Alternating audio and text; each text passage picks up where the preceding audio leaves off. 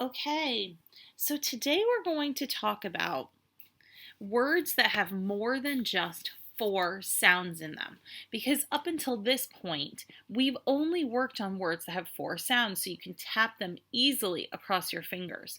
What happens if you get an extra sound in there? So I'm going to make a word and I want you to try to read this word.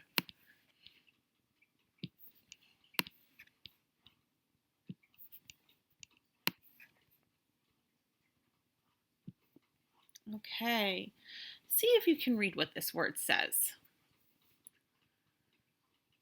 And now let's tap it out together. So across your fingers, you're going to touch each finger for the four sounds in this word. O, lump. A lump. Now, do you know what the word lump means? A lump is something kind of like a bump, sort of. Like maybe if you banged your leg, you would get a lump in the spot where you banged your leg. Sometimes a piece of wood could have, or a tree could have a lump in it. And it's a part that's sticking out, kind of bumping out of the, away from the tree. So now what if I add another letter to this? This is going to change this word. Now, the problem that we have here, I bet a lot of you said really fast, clump, because if you can read lump and you put a C in front of it, you know it just says clump. Now, if you had, the problem that we have here though, is if you had this word and you needed to tap it out, you are used to tapping across your fingers. So what we do in order to tap this word out is you tap across your fingers, and then after you get to the pinky, you have no more fingers, so you go back to your pointer finger. So that's how you do it. Let's practice doing that together. K, o, and now I'm going to go back to my pointer finger. P, clump.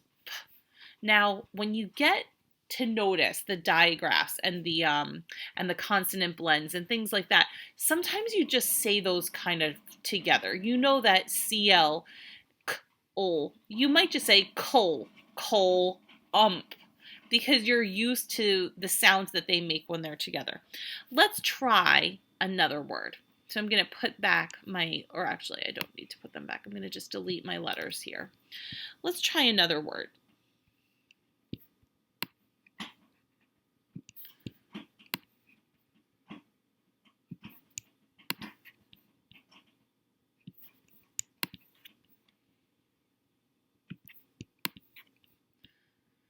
Okay, now what's special about this word is we've talked about consonant blends. Well, now we have a digraph consonant blend.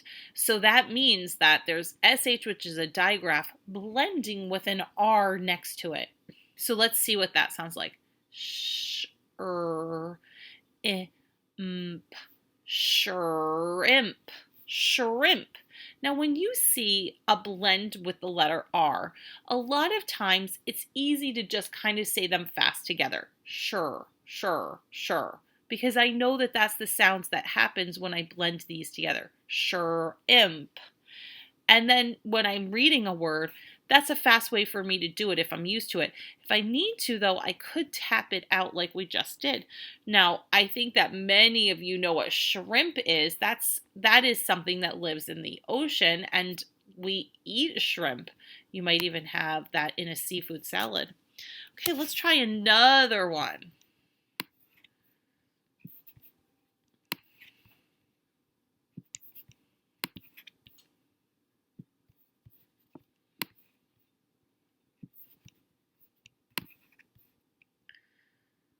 Okay, so here we have a consonant blend at the beginning and a consonant blend at the end, and we have 5 sound tiles. That means that I'm going to tap across my fingers and then tap back to the first finger. Let's practice doing that together. B-O-A-S-T, blast. So now when you have BL, this blend, you might think, well, that's bull, bull, bull. That's kind of the sound that it makes. Bull, ast, blast.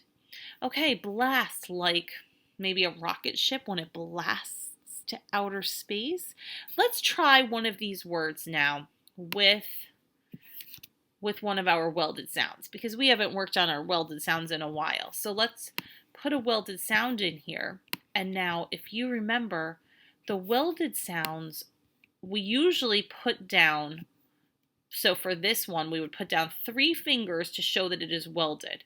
Now the problem is that I already am using 2 of my fingers to do the T and the R. So what I'm going to do is still put down my 3 fingers. So I'm just kind of repeating fingers, and that's totally okay to do. So let's try to tap this one out. Unk, trunk, trunk. Do you know what a trunk is? Tell somebody near you.